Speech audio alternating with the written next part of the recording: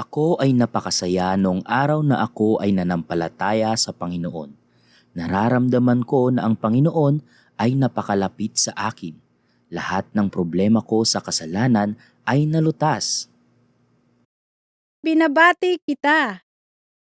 Noong nagdesisyon tayo na magsisi at manumbalik sa Panginoon, ito ay tunay na bagong yugto ng ating buhay. Ito ay hindi katapusan. Sa halip ay bagong simula. Nararapat nating sikaping matutunan ang tungkol sa katotohanan at maging alagad ng Panginoon at maging determinado sa pagsunod sa lahat ng mga utos ng Panginoon. Kung mahal natin ang Diyos, susundin natin ang kanyang mga utos. Sa katunayan, ang lahat ng kanyang utos ay mabuti sa atin. Hindi tayo maasa sa pagsunod sa kanyang mga utos para bigyang lugod ang Diyos o para makamtan natin ang kaligtasan. Tunay na higit tayong mahal ng Diyos.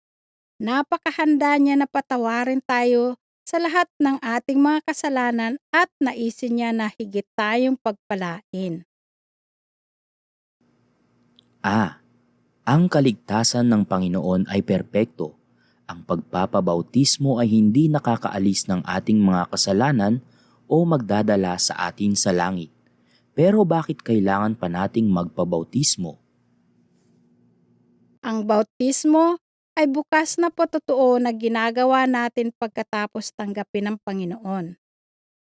Sa pamamagitan ng bautismo, ang mananampalataya ay nagpapatotoo na minsang siya ay makasalanan. Ngunit ngayon, siya ay handa na tanggapin ng Panginoon bilang kanyang tagapagligtas at sundin siya sa kanyang buong buhay. Ang pagpapabautismo ay aksyon na nagpapakita sa Diyos na, Diyos, ikaw ang pinakamainam. Handa ako na sumunod sa iyo. Ito'y lubusang nagduluwalhati sa Diyos. Sa parehong pagkakataon, ang pagbabautismo ay nagpapakita na pinuputol na natin ang koneksyon kay Satanas at ang kapangyarihan ng kadiliman. Maging matatag sa ating paninindigan. Ang bautismo ay nagpapakita rin na tayo ay kaisa na sa Panginoon. Ang ating lumang pagkatao na minsang nagkasala ay namatay na, inilibing at muling nabuhay kasama ng Panginoon.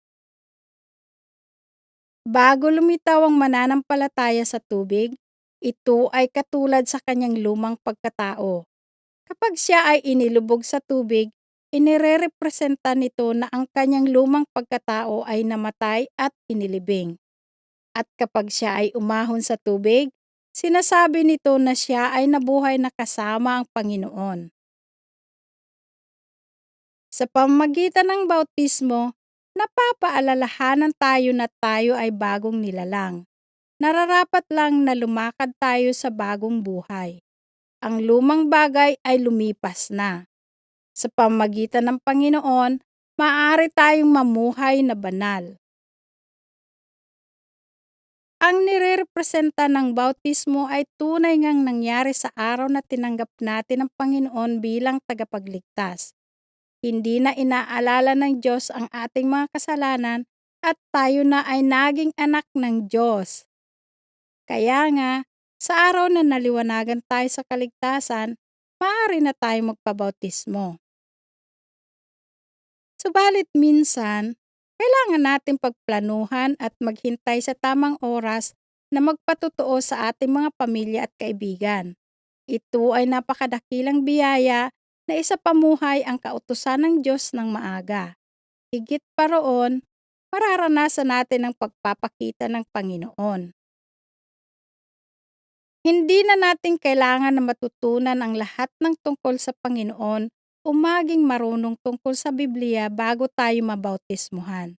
Sa katunayan, pagkatapos ng ating bautismo, nararapat nating sikaping ipagpatuloy ang pagsunod sa Panginoon. Nararapat na lagi tayo lumapit sa Kanya, mahalin Siya at mamuhay sa kaugnayan sa Kanya. At magkakaroon tayo ng mapalad at ganap na buhay.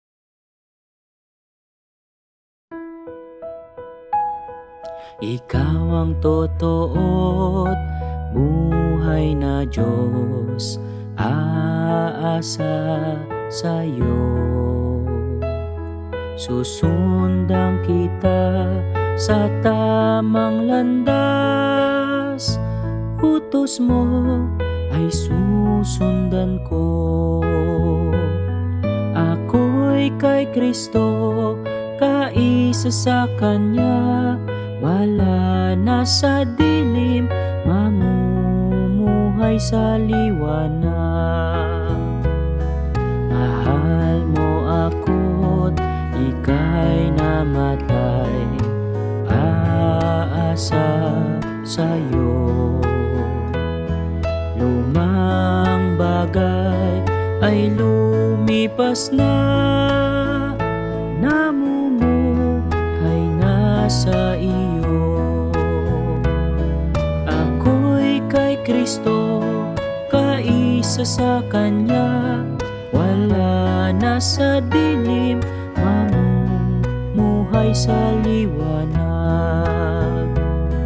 Bawat araw patuloy lalapit, susundan siya hanggang sa makapunta sa langit.